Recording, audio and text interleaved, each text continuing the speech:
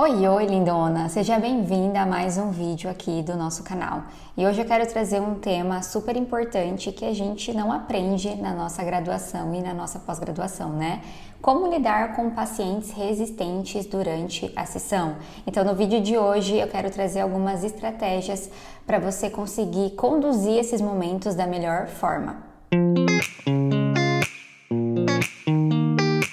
Então vamos lá entender, né, como a gente pode lidar com pacientes resistentes que talvez não estão tão engajados durante a sessão.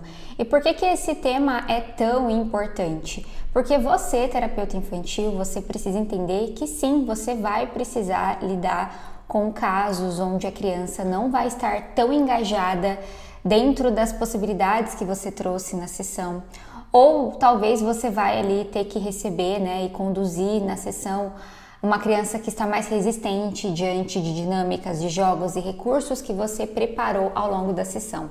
Então é aquilo que eu sempre falo, né? Nós, terapeutas da infância, precisamos ser criativas e ter muita flexibilidade cognitiva para lidar com essas situações. Então, por isso que aqui hoje eu listei alguns pontos para você observar, para ser algo mais tranquilo, para você conseguir entender da melhor forma e você não ficar frustrada diante dessas situações. Então, primeira coisa que eu quero trazer para você é que a gente precisa entender o porquê dessa resistência da criança, o porquê que ela não está motivada.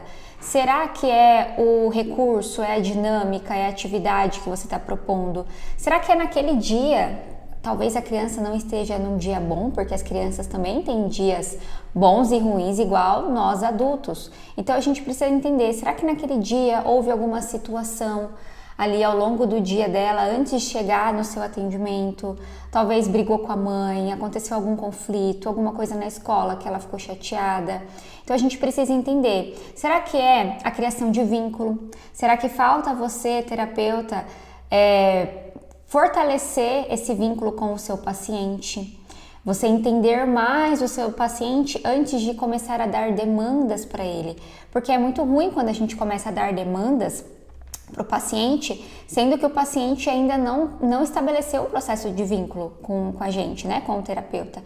Então, o primeiro ponto que a gente precisa entender é: por que será que está acontecendo essa recusa, essa resistência, essa falta de interesse do paciente aqui comigo, na terapia, independente se eu sou psicopedagoga, se eu sou psicóloga, independente da minha área de atuação.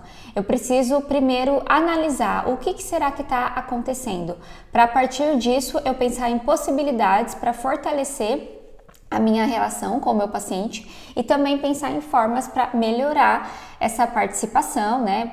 Que a gente não quer que tenha essa falta de participação e de motivação ao longo da terapia toda, porque senão a gente não consegue ter bons resultados. Então, primeiro ponto, vamos tentar identificar o que pode estar acontecendo. Segundo ponto para a gente analisar aqui, utilize reforçadores. Então, eu gosto muito de entender, e eu pergunto muito isso para a família, quando eu recebo a família ali nesse primeiro contato, coisas do universo dessa criança. Então não é porque eu atendo talvez crianças da mesma idade que todas vão gostar das mesmas coisas, não. Cada uma vivencia um ambiente único, está inserida em um contexto familiar único, tem vivências, experiências únicas. Então eu preciso entender o que de fato está naquele universo da criança, coisas que ela gosta, que ela tem preferência, coisas que ela não gosta, porque eu posso usar dessas preferências como reforçadores durante as minhas sessões, não só de avaliação, mas principalmente de intervenção, porque quando eu uso esses reforçadores, né, eu uso coisas do interesse, do mundo, do universo da criança, isso faz com que ela se engaje mais, isso motive para que ela brinque comigo, para que ela faça aquilo que eu estou pedindo para ela fazer, para ela se desenvolver. Então entenda, por exemplo, né? Será que aquela criança que você está atendendo, será que tem algum personagem, algum jogo, alguma coisa que ela gosta, o que ela brinca no dia a dia, o que ela gosta, o que tá ali, né, no meio social dela, que ela gosta de brincar com os amigos, coisas que talvez que ela não gosta, porque talvez você traz algo ali, principalmente nas primeiras sessões, que ela não gosta, e isso é muito ruim, que em vez de fortalecer o vínculo, vai fazer o efeito contrário. Então entenda essas preferências da criança, porque a partir disso você vai adaptar para a tua sessão. Então, como, Bianca, adaptar? Então, vamos supor que você entende que o teu paciente gosta de um personagem de jogo. E aí você pensa assim, mas como que eu vou inserir esse personagem de um jogo na sessão? Então você pode, por exemplo, criar um jogo onde tem esse personagem, você pode fazer uma pesquisa sobre esse personagem, sobre esse jogo, tudo sempre pensando ali, claro, na demanda da criança, dentro da necessidade dela, pensando ali no seu plano de avaliação ou intervenção. Mas você vai conseguir pensar, bom, eu tenho que intervir em leitura escrita com essa criança.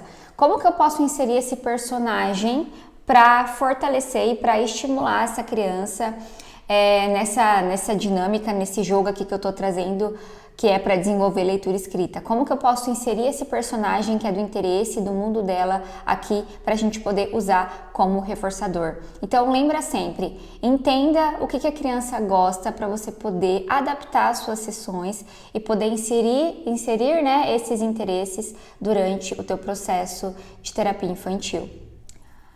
Outra coisa que você pode fazer, explore as possibilidades do atendimento clínico infantil. Então, o atendimento clínico infantil, ele não precisa se dar apenas dentro de 4 paredes ali de uma sala de atendimento. Se você hoje, por exemplo, tem um espaço onde tem um lugar externo, talvez um quintal, você pode explorar esse lugar também. Tem várias profissionais, né, que também exploram outros ambientes. Então, hoje a terapia vai ser na sorveteria, porque eu preciso desenvolver talvez habilidades sociais e eu vou levar essa criança na sorveteria para desenvolver habilidades sociais, até para ela se engajar e motivar mais. Claro, você vai pedir autorização da família em relação a isso, tá? Mas também explore outras possibilidades de terapia que talvez não vai acontecer só ali, né, dentro da tua sala de atendimento, talvez outros lugares, outras possibilidades que você pode explorar para motivar e engajar cada vez mais o seu paciente. Uma coisa que também você pode tentar fazer, e sempre você vai analisar o seu paciente, a resistência dele, o comportamento, tá? Então a gente precisa fazer uma análise para pensar qual forma a gente vai inserir melhor. Mas uma coisa que você pode fazer é dar escolhas para o seu paciente. Então, em vez de você já deixar ali na sessão pronta, né, o que ele vai fazer, deixa ele escolher também, dê opções de atividades, de brincadeiras, de recursos, onde ele pode escolher e ele vai achar que ele está no controle. Então dá essas opções para a criança para que ela possa escolher qual brinquedo, qual jogo, qual atividade ela quer fazer. E aí você deixa 2 ou 3 opções e o teu paciente vai poder escolher entre uma das 3. E um último ponto que eu quero trazer aqui para você, mas não menos importante, é que você precisa entender se o teu paciente, ele sabe quem é você, por que ele está ali, por que ele está hoje indo num psicopedagogo ou num psicólogo. Será que a família explicou? Será que a família realmente falou por que ele está indo fazer esse acompanhamento? Claro, aqui você tem que analisar a faixa etária do teu paciente para ver se ele tem maturidade de entender. Mas mesmo se você trabalha com crianças menores, hoje no mercado a gente tem livros infantis que explicam sobre ida ao psicólogo, ida ao psicopedagogo de uma maneira mais lúdica, para que através de uma história a criança compreenda qual que é o papel dela naquele ambiente com você, quem é você, qual que vai ser o seu papel, por que a criança está ali, se ela tem alguma dificuldade, algum problema. Então, explique para a criança também essa situação, essa relação entre você, terapeuta, e a criança. Qual que vai ser seu objetivo, que você está ali para acolher, que você está ali para ajudar, que ela pode ficar tranquila, que nada do que acontecer ali você vai contar para os pais ou para nenhuma pessoa externa, porque ela tem que se sentir segura com você, porque quando ela se sente segura e ela cria esse vínculo com você, as coisas fluem, ela vai se motivar a ir para terapia, ela vai fazer atividades que talvez não sejam prazerosas, mas ela vai aceitar fazer porque ela entende que é importante para a aprendizagem, para o desenvolvimento dela. Então, tente compreender. Será que o meu paciente sabe por que ele está vindo aqui? Será que ele tem esse entendimento? Alguém explicou?